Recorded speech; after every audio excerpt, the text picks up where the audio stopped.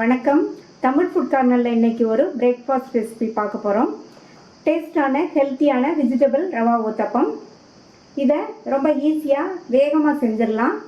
Daily ஒரே மாதிரி tiffin பண்ணுறதுக்கு இந்த ஊத்தப்பத்தையும் ஒரு நாளைக்கு ட்ரை பண்ணலாம்.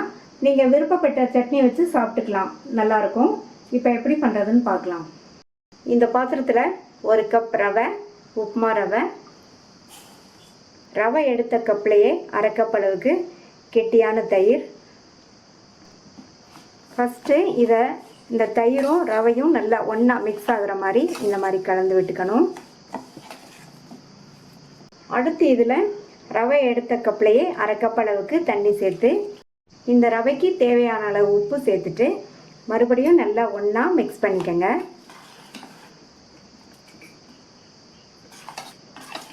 நல்லா கலந்து விட்டாச்சு. மூடி வச்சிடலாம். இந்த ரவை தயிரோடு சேர்ந்து 15லிருந்து 20 நிமிஷம் ஊறட்டும். இந்த பேனில் 1 டேபிள் ஸ்பூன் எண்ணெய் சூடானதும் அதில் அரை டீஸ்பூன் சீரகம் நல்லா பொரிஞ்சிடுச்சு.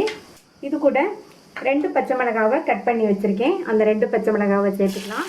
குழந்தைங்க சாப்பிட்ற மாதிரி இருந்தால் பச்சை மிளகாவில் உள்ள விதைகளை நீக்கிட்டே கட் பண்ணிக்கோங்க. அடுத்து கட் பண்ண ஒரு மீடியம் சைஸ் வெங்காயம், பொடியாக கட் பண்ண கறிவேப்பிலை இலைகள்,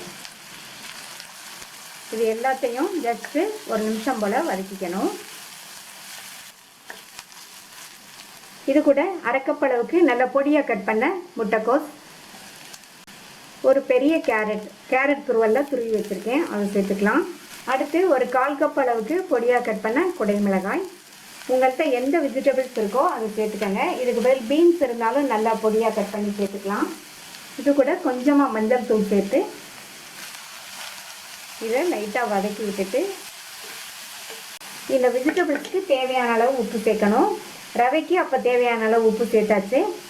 இதை சேர்த்துட்டு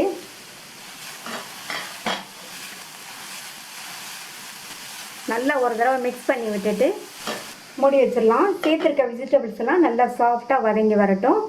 இடையில ஓப்பன் பண்ணி அப்பப்போ கிண்டி விட்டுக்கோங்க. இப்போ 4 நிமிஷம் கிட்ட ஆச்சு.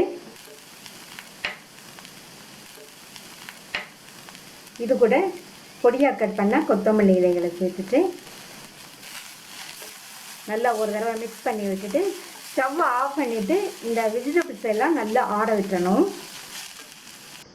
ரவையை தயிரோடு ஊற வச்சு 20 நிமிஷம் ஆச்சு. ரவை தயிரை இழுத்துட்டு நல்லா ஊறிடுச்சு, நல்லா சாஃப்டாக இருக்குது. இதை ஒரு 2 நிமிஷத்துக்கு நல்லா இந்த மாதிரி கலந்து விட்டுக்கோங்க. நல்லா மிக்ஸ் பண்ணி விட்டாச்சு. வதக்கி வச்ச வெஜிடபிள்ஸ் எல்லாம் நல்லா ஆறிடுச்சு. நல்லா ஆறினதுக்கப்புறமே சேர்த்துக்கோங்க. எல்லாத்தையும் இது கூட சேர்த்துடலாம். இப்போ எல்லாம் ஒன்றா மிக்ஸ் ஆகிற மாதிரி மறுபடியும் ஒரு தடவை மிக்ஸ் பண்ணி விட்டுட்டு நம்ம ஊத்தப்பத்தை ஊற்றிடலாம். மாவோட கன்சிஸ்டன்சி இந்த மாதிரி இருக்கணும். இப்போ நம்மளுடைய வெஜிடபிள் ரவா ஊத்தப்பத்துக்கு மாவு தயாராகிடுச்சு. ஸ்டவ்வில் தோசைக்கல் போட்டு சூடாகிடுச்சு. ஃபஸ்ட்டு இதில் கொஞ்சமாக எண்ணெய் சேர்த்துக்கலாம். நல்லா இந்த எண்ணெயை இந்த மாதிரி ஸ்ப்ரெட் பண்ணி விட்டுக்கணும். நம்ம ரெடி பண்ணி வச்ச மாவுலேருந்து எடுத்து இதில் ஒரு 2லிருந்து 3 ஸ்பூன் போல் விட்டுட்டு லைட்டாக இந்த மாதிரி லெவல் பண்ணிக்கணும். இந்த ரவா ஊத்தப்பம் ரொம்ப மெல்லிசாகவும் இருக்கக்கூடாது, ஓரளவு திக்னஸாக இருந்தால் தான் நல்லாயிருக்கும். மூடி போட்டு ஸ்டவ்வை மீடியம் ஃப்ளேமில் வச்சுக்கோங்க. ஒரு சைடு வெந்து வர்றதுக்கு 2லிருந்து 3 நிமிஷம் ஆகும். அதுக்கப்புறம் பார்க்கலாம். 3 நிமிஷம் ஆச்சு. மேலே எல்லாம் நல்லா ட்ரையாக இருக்குது. இப்போது மேலே இந்த மாதிரி கொஞ்சமாக எண்ணெயை அப்ளை பண்ணிவிட்டு பரட்டி விட்டுக்கணும். பரட்டி விட்டுட்டு இந்த மாதிரி லைட்டாக ப்ரெஸ் பண்ணி விட்டுக்கோங்க.